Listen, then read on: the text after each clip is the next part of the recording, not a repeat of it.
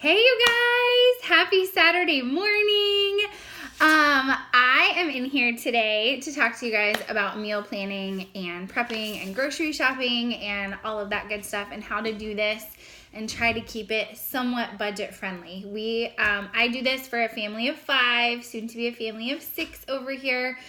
Although the baby's obviously not going to be eating for a while. But so it can get a little bit chaotic. So I have a pretty tried and true system that I do every single week, pretty much without fail. And it helps me stay organized. It helps me keep our food waste down, really utilizing those leftovers.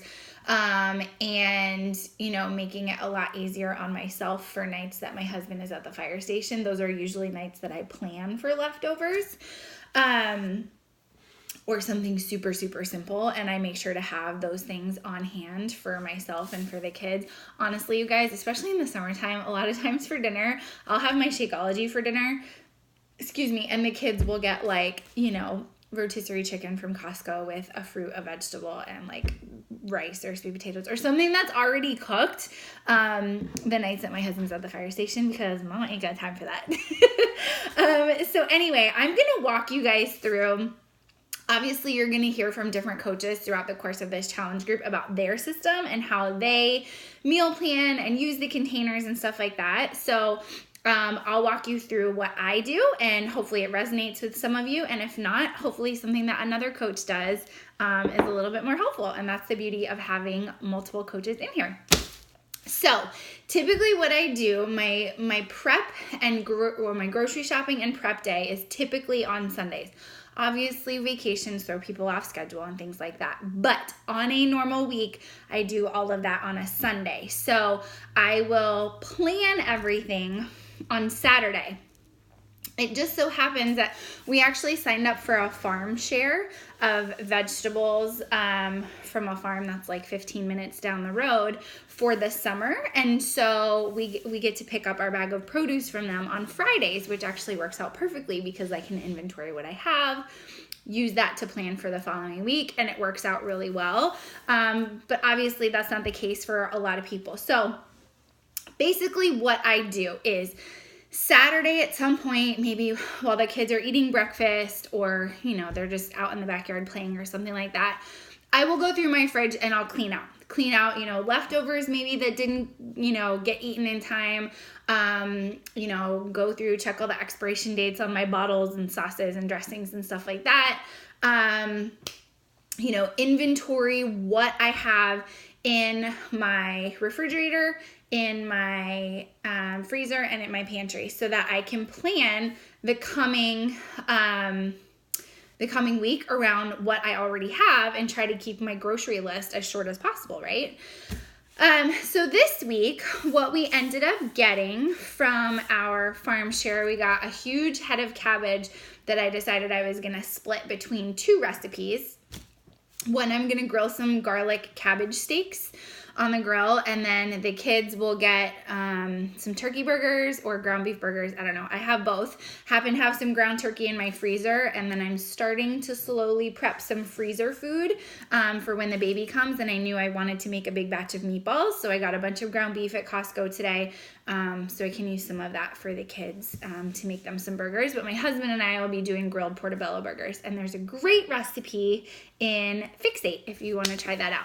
And we also got a bunch of radishes, and I've never liked radishes before, but they're really good roasted. So I'm actually going to throw them in the grill pan and grill them with the cabbage steaks. So that should be really good. So that's just a ton of veggies. And then the other one is going to be a cabbage cucumber salad that I'm going to do with Greek turkey burgers. And Tracy, if you would like to share your recipe for your Greek turkey burgers, I've seen you post them a ton, so I know you guys are always using those. I'm going to keep ours dairy free. I know a lot of people like to do feta on, Greek turkey burgers or whatever.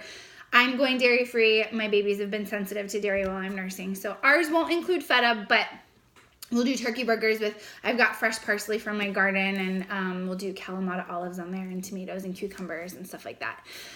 I also have a carton of egg whites in my refrigerator that needs to get used this week before it expires. So I went ahead and looked up just a quick recipe for a frittata that I'm just going to make completely out of egg whites. And I think the one I'm doing is kale, sweet potato, and caramelized onion. But I have onions. I have sweet potatoes already because I buy them from Costco. So I just had to get a head of kale for that recipe, and that was it. So I'll make that tomorrow during my prep time. We also got some baby squash with the squash blossoms still attached to them in our farm share this week. So I'm going to use that on pizza. I remember this awesome Italian like rustic pizza that I had in San Francisco years ago that had squash blossoms on it. So I'm really excited to recreate that. And I'm going to use a goat's milk ricotta that you can get at Whole Foods.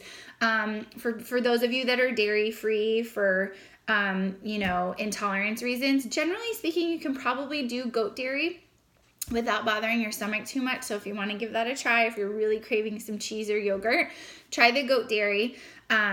So when we do have pizza, that's what I use. And I usually make a big batch of pizza dough. That way we can use half of it and then toss the other half in the freezer. So I'll just pull the frozen dough out. And then I'm just going to slice the squash really thin and use the squash blossoms on the pizza. It's going to be awesome. We had some quinoa and sweet potato stuffing left over from tacos this past week. So I'm just going to recycle them and use them early. That's going to be our Monday meal this week so that we get to use them before they go bad. And then the kids usually just do bean and cheese burritos, and I always have black beans ready to go. I do a big crock pot of them at a time and then just portion them out for like a week's worth because they'll go bad pretty quickly, and then freeze the other ones. We also got some bok choy, so I'm going to use that in a stir fry. So I put a package of tempeh on my list, and I noticed that I had some tempeh marinade in a mason jar in the refrigerator, so that'll be helpful for that. And then I just added broccoli, pineapple, and I have a big thing of carrots from Costco, so I'm going to shred some carrots and just kind of toss it all together with some brown rice, and that'll be done. So that didn't require too much on the grocery side. And then we got a couple different kinds of greens. So we'll be doing a lot of salads, which is super easy for summer lunches, whether it's with, the rotisserie chicken that we got from Costco, or veggie burgers that we have on hand, or just with black beans. If you've got baked sweet potatoes or brown rice on hand, that's an easy carb to throw in your salads. So I like to have all of that stuff kind of ready. So then for breakfasts, I just planned on making that egg white frittata. My kids love baked oatmeal, so I'll pick a recipe off of Pinterest. I have a ton of them planned. And then, or either like paleo stack. So you do like a fried egg with some sweet potato hash browns, and then you can, if you have breakfast sausage in your freezer, you can make the Fix8 breakfast sausage, which is really good. So I'm going to pick up some ground pork from our butcher on Tuesday when they open. So that'll be super easy. And then I'm going to make some Shakeology balls. I'm going to make the 80-day obsession chickpea brownies from Fix8 as a sweet treat. And then I'm making myself a loaf of bread out of buckwheat grouts because I prefer to stay gluten-free. And then I have to make the freezer meatballs and stuff too. So then once I have all of that stuff planned out, I kind of reverse engineer my day as far as containers are concerned. So what I'll do is when I wake up in the morning, I use the app on my phone. So there's a 21-day fix app. If you don't have it downloaded yet, it's only a couple bucks. But you can mark off containers as you go throughout your day, which makes it super simple if you're on the go, going out to lunch, for business and stuff like that. Generally speaking, my breakfast is going to consist of the same containers. I love to have eggs in the morning. There's usually some fruit involved, usually a veggie container involved because I'll do like mushrooms and spinach or something with my eggs, and then some sort of carb, whether it's a leftover sweet potato or a slice of my buckwheat toast or oatmeal, something like that. So generally speaking, I can pretty much count on my breakfast being a red, a purple, a green, and a yellow. And then I'll look and see what we have planned for dinner that night, and I'll mark off the containers that apply to that. And then I usually split my lunch into two parts. A lot of times during the summer, it's Shakeology for one part and then a big salad with some sort of lean protein for the other part, whether it's, you know, a little bit of tuna or hard-boiled eggs or a veggie burger or, you know, some rotisserie chicken, something really quick to throw on there. But it's really easy, you know, when you're blending Shakeology or when you're making a big salad like that to kind of make up the rest of those containers. Does that make sense? Or if you have like, if you know you have a sweet tooth, save a red and a purple for your, you know, after dinner snack if you want to have like some yogurt and fruit or something like that. Or if I know I've got the chickpea brownies on hand, I'll go ahead and mark off those containers for my evening snack. That way I don't eat them during my lunch. Yeah, and then I just kind of reverse engineer my containers that way. So that's kind of how it all works out for the most part. Once I dive into a program that's a little bit more strict, like 80-Day Obsession, where you have to eat certain containers at certain times, it'll look a little bit different. But I like having grab-and-go stuff on hand. That way, all I have to do is look at my meal plan on the refrigerator and say, okay, it's 11 o'clock. I'm supposed to have a red, a green, and a yellow. But I know that foods that fit into those colors are already ready. You know, my eggs are hard-boiled, or my veggies are washed and chopped, or my fruit is all washed, or whatever.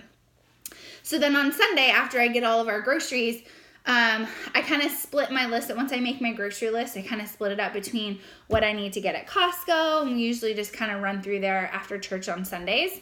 And excuse me. We'll just run through Costco. At this point, with growing kids and 2 active adults, we do a lot of stuff from Costco, even our, you know, fruits and veggies. And it's surprising how fast we go through those. So things like peppers and strawberries and sweet potatoes and onions and all of that stuff, we get it all at Costco and we go through it very quickly. We get our bread at Costco and I just freeze 1 loaf and keep 1 loaf in the fridge, stuff like that. And then whatever's left over, I will make, I'll either order online to have Amazon deliver first thing in the morning. It'll be on our porch when we get up Sunday morning. Or, you know, if it's stuff that I would, you know, depending on what's on my list, sometimes I would prefer to do it at the grocery store here in town. But I just place a click list order and then we pick it up on the way home from church on Sunday.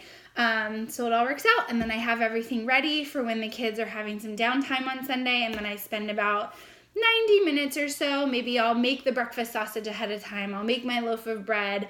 I'll make the brownies. I'll make the Shakeology balls. I'll wash all the produce and, you know, store it accordingly. Stuff like that, just so it's really easy to grab. And, you know, we're successful in staying on track. I say we. Sometimes my husband's doing a meal plan. Usually he's not.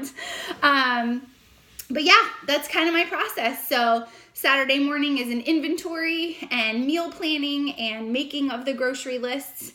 Saturday night after the kids go to bed, I'll place my online order either for Amazon Fresh or the grocery store in town. Sunday we shop for what we need to. And then Sunday afternoon we prep. That's it. I hope this was helpful for you guys. Let me know if you have any questions about this. Otherwise, I hope you have a fantastic week. If you have your meal plan kind of written out or in an Excel spreadsheet or something like that, and you feel comfortable sharing it, go ahead, take a picture of it or share the link below in the comments, and hopefully it'll help somebody else out in our challenge group. I hope you guys have an awesome rest of your week, and I'll talk to you soon.